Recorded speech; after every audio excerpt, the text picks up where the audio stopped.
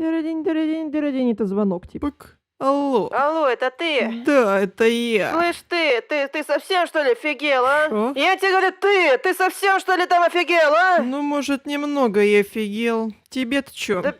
Да я так же хочу просто. И мне-то Ну, чё? пожалуйста, помоги. Ладно. Значит, есть один сервис. Ты чё, ты совсем, Я. Ты чё, офигел, что ли? Ты мне тут скам какой-то будешь предлагать? Так ты б для начала дослушал, дубина ты тупа! Привет! Сегодня я хочу с вами поговорить на довольно важную тему – мораль и тильт в игре. И также рассмотрим одну не очень, но все же более-менее показательную игру. Приятного просмотра!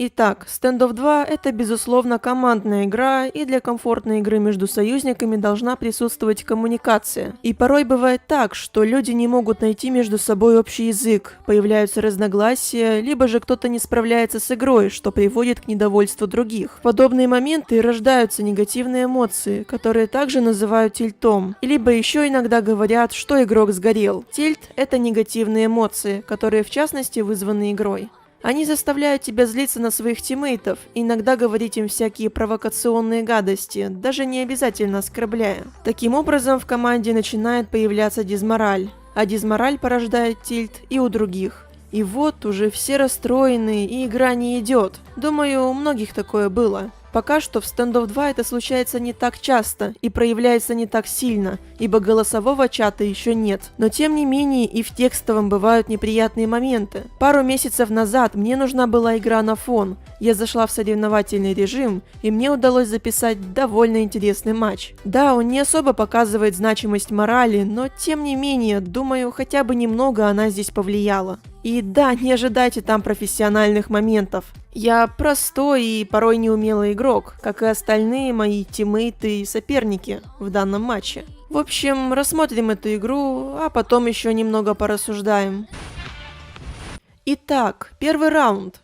Вроде сначала все было хорошо. Разносим ребят, и я тут с хорошим настроем даю 2 неплохих хедшота. Последний противник вроде как вдалеке, и нам вдвоем нужно дефьюзить бомбу. И тут нужно было, чтобы один из нас обезвреживал, а другой защищал. Но мы, как 2 барана, столпились у бомбы и стояли. Ну, вроде как ему нужно было защищать, потому что я уже дефьюзила, а он что-то тупанул и стоял. Да и я свою ошибку признаю, можно было хотя бы ему бомбу отдать, при этом я, если честно, даже как-то понимала, что он может затормозить, и по сути надо было лучше прикрыть его, или хоть когда его убили, оторваться от диффузан, но я тоже затупила, и вышла вот такая неприятная ситуация. Последний наш тиммейт вообще был где-то на связи с космосом, и получилось то, что получилось. Далее последовало злорадство от соперников, кстати, было бы неплохо добавить мут людей в чате. И после этого тот самый космонавт пишет злобное сообщение. На момент записи звука я ошиблась и оказалось, что это был другой человек. В будущем тоже частично будут ошибки насчет этой ситуации, но они не особо значительны. Извините. Это был первый небольшой звоночек. Да, я понимаю, бывает такое, что ты бомбишь на тиммейтов, но всякое же могло произойти. Это не повод поливать грязью. Да и давайте еще вспомним, чем же он сам занимался, когда нам так нужна была защита. Это проблема многих. В чужом глазу соринку видеть, в своем бревна не замечать. Во втором раунде происходит какой-то шиндыр-мындыр, и мы все слились. После этого какой-то чувак еще нас тут подстебал, ну и настрой у команды уже очевидно упал.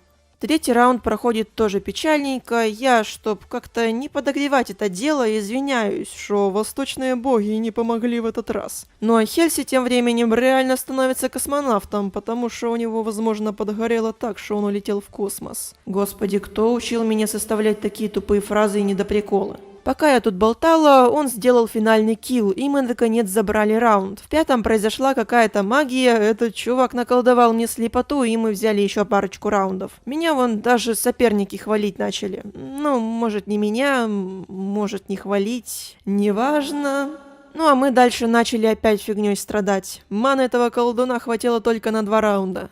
О да, моя речь столь остроумна, что аж больно слушать. Кстати, один момент. Вот тут Хельси у нас опять стояла ФК на связи с космосом, но, как оказалось, он спросил, что это у меня первая бронза на аккаунте. Меня убивают, и я объясняю, что это калибровка, а он пишет «ясный игнор». Не знаю, возможно, он, открывая чат, не заметил моего сообщения из-за того, что был уже в тильте, так как обратите внимание, что именно он бомбил в тот раз. Но я тоже решила все равно написать лишнее. Смысла от этого не было, я могла спокойно объяснить, но ведь теперь это еще будет иметь свои последствия, и подробнее я расскажу после самой игры. Сейчас я более-менее детально показываю вам эти раунды, чтобы вы поняли, какая ситуация была в команде. Ладно. 5-4 смена сторон. Я думаю, что нужно как-то организовать тимплей и предлагаю идти на Б. Ладненько, как скажете, значит, идем на А. Ладно. И тут вроде появляется надежда, но... И дальше шиндец происходит. Итак, 7-4. Играется тяжело, все в тильте, никто не хочет играть. Конечно, этот тильт не проявляется в чате, потому что он скорее, грубо говоря, пассивный. Я не знаю, как правильно сказать. Все просто в плохом настроении, ну надоело уже сидеть и сливать катку. И как бы это по высокомерному, грубо говоря, не звучало, я тут понимаю, что ж, нужно брать инициативу в свои руки. Начинаю задвигать мораль, мол, надо вместе играть, они нас по одному валят просто и все. При этом нас было 5, а их 4. И тут... Аллилуйя. Мы заходим в плент все вместе, правда все помираем, но наш последний раунд не отдает. Хельси опять бомбит, но я уже поняла, что контакт установлен. И стараюсь всех чуток подбодрить, поднимая мораль. Естественно, снова направляя всех на одну точку. Бац, и еще один раунд в копилку. Теперь ребята очевидно укрепят А, и нам лучше идти на Б. Здесь у нас опять пошел трындец, но тем не менее. Уже 7-7, счет сравняли. Тут, конечно, стоит похвалить команду за хорошую игру и снова напомнить, что не стоит разделяться. 7-8. И ко мне подключается еще один человек, который до этого вообще в чат не писал. Ну не прелесть ли? 7-9. У нас все отлично, а у спецназа уже начинает гореть. И последний раунд мы забираем просто налегке. Так еще и спокойненько один человек извинился, что плохо играл. И поймите, здесь приятно то, что он понимает, что не всем его игра может нравиться, а не то, что он извинился. Это как я тогда написала. Таким образом, вы можете снять немного напряжения, которое может нарастать. Вот так вот. Начиналось все с напряженной ситуации в команде, а закончилось камбэком. Ведь после того, как собрались, мы не отдали ни одного раунда своему оппоненту. Да, это далеко не идеальная игра. Возможно, здесь как раз таки то, о чем я говорю, практически роли не сыграла. Но хотя бы немного она все же показывает важность морали в матчах. Потому что главное, чтобы вы уловили суть. Ведь человеку свойственны эмоции, и ему свойственно им поддаваться. Старайтесь этого избегать, во благо мира. Ведь никому не приятно, когда все вокруг прыскают друг в друга ядом. Конечно, бывают ситуации, когда кто-то тупит или еще что-то, но старайтесь успокоить себя. Сомните бумагу и киньте в стену, или, например, отожмитесь,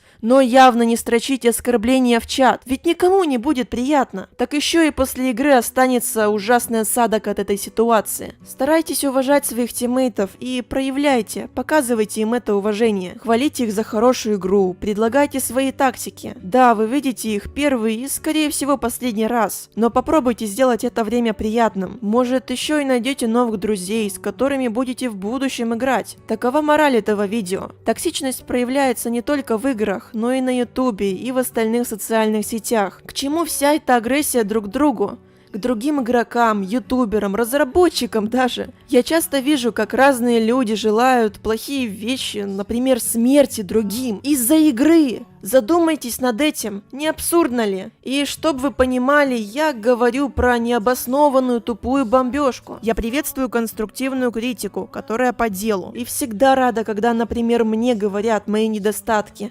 Когда ты знаешь, что в тебе не так, ты можешь становиться лучше. Но со всеми ругаться постоянно не стоит. Чаще всего конфликты бесполезны. Вы только можете ухудшить отношения с вашими друзьями, знакомыми или, например, родными. Давайте уважать друг друга и в жизни, и в интернете. Не ведите себя так, какого отношения не хотите увидеть к себе. Благодарю вас за просмотр, ну а также ютубера Рэйчел за вдохновляющий контент, ибо именно на его канале выходят подобные видео. И нет, это не реклама, да и тем более он намного популярнее меня. Благодарю вас за просмотр. Надеюсь, видео было максимально полезным. Пока.